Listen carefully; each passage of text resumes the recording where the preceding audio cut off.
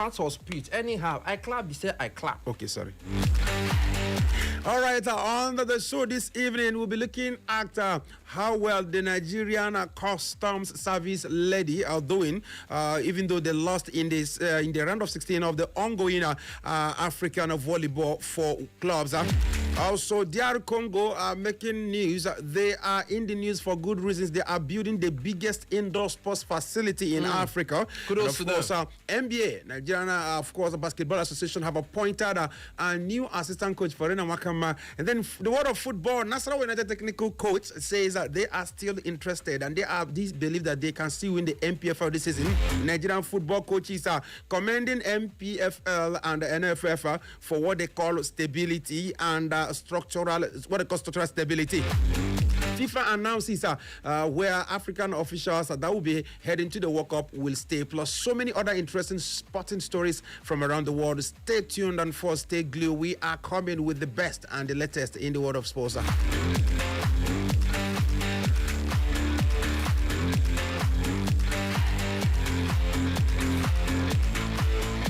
And also be reminded, for those that do not know, we are live on Facebook. So go on to Facebook, you go see us live. You go watch us kuro. You go do you like film. They play, they show. But no, we are saying Man U beat Chelsea. But this one, we are stable, unlike Chelsea. But understand, say, Arsenal's rights cannot be taken away from them.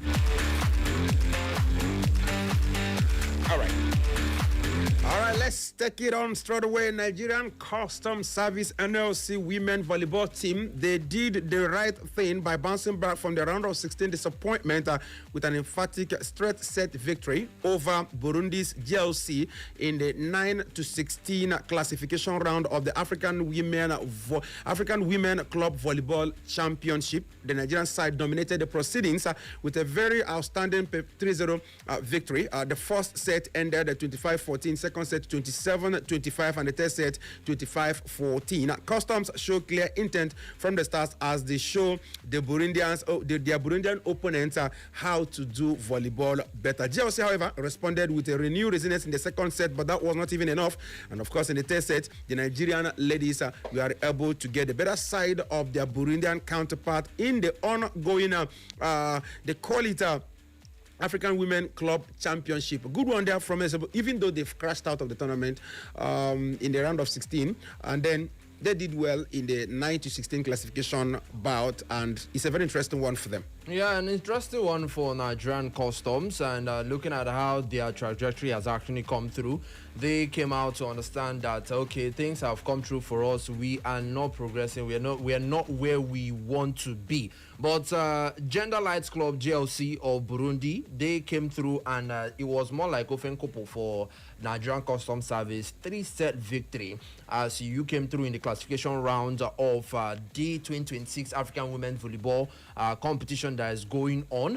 And ultimately, when you actually look at how things have come through for Nigerian Customs Service, they've shown that they can be heavyweights in Nigeria and also beyond the continent. It's not about okay, we are dominating. We saw what, yes, it's not, people would say, why am I comparing? But we've seen how, we saw how Remo Stars featured Nigerian champions in the MPFL, went into continent, and they couldn't actually go far. I'm not going to say do anything, but they didn't go far. They didn't do anything. And ultimately, looking at Rivers United, the only team that made it to the group stage, be it the Champions League or the Confederations Cup, and ultimately we saw how they came out with just 1 point without winning a game.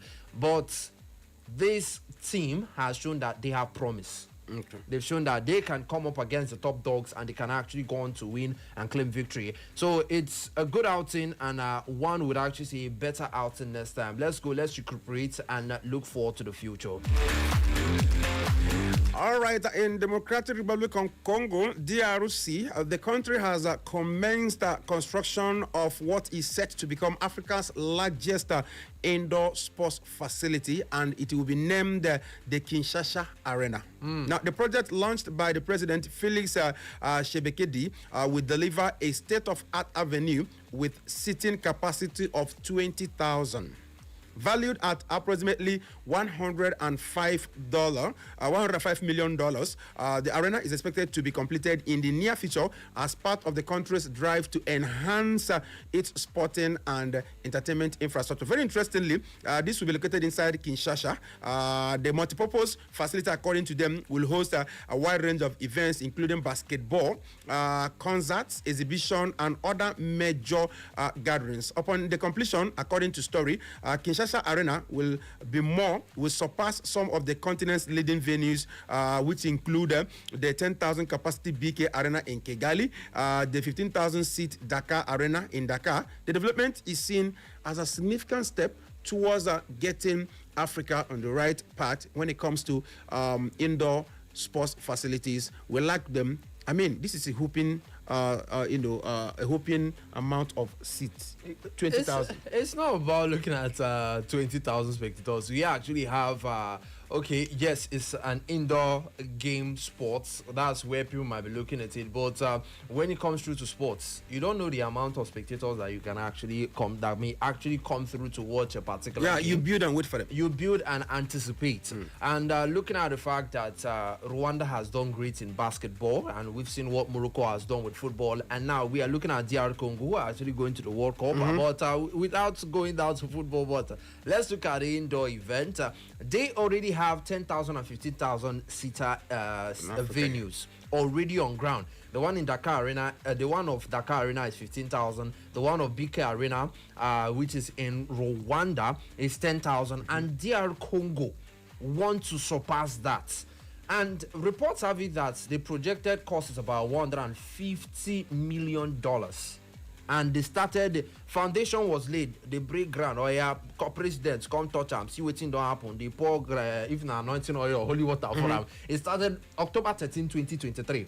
That's when they started putting things together. And since 2023, going down to 2026, 3 years going forth, they are on course to actually get this down. And trust me, this multi-purpose indoor facility for sports may end up. Do you know how many times they hosted the Basketball African League in Rwanda, in Kigali, Rwanda?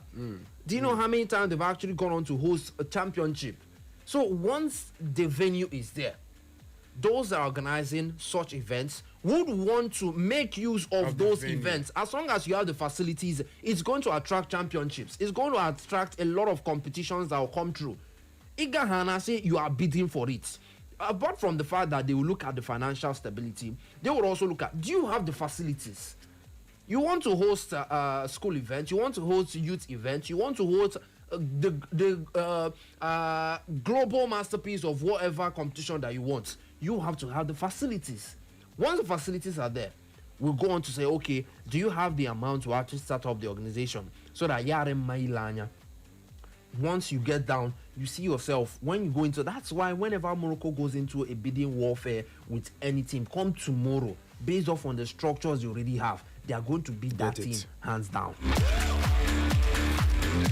Okay, let's move to basketball and let's bring you this very interesting news that says the Nigerian Basketball Federation has announced the appointment of Stanley Boateng as assistant coach to the senior women's national basketball team, the Tigers. According to story, Boateng will join the technical crew led by head coach Renoma, who has, of course, steered the team to significant milestones, which includes historic performances at the Olympic Games and Afro basketball success.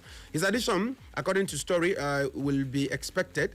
The expectation is that it will add fresh perspective and expertise in the player development to the squad.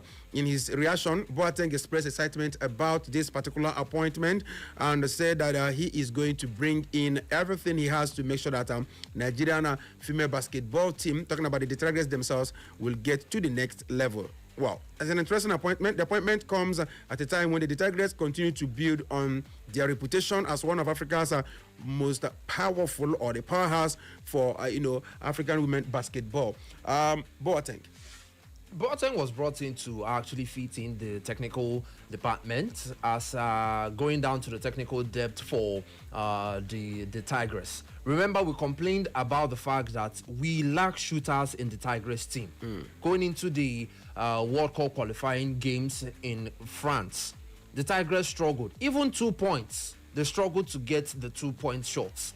Going into 3 points, game after game, they tried as much as possible. Different individuals, but it was not just banking in. It wasn't going to the basket for them. Even when it comes down to the free throws, they struggled for free throws. I believe that is why Boateng was brought in.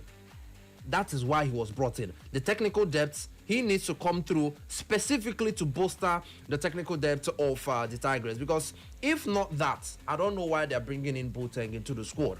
Because a lot of individuals have actually gone on and held the multiple individuals have gone on to hold that assistant coaching role with the Tigers under Rena Wakama. Rena Wakama is doing a brilliant job. She's doing a brilliant job, but she cannot do it all.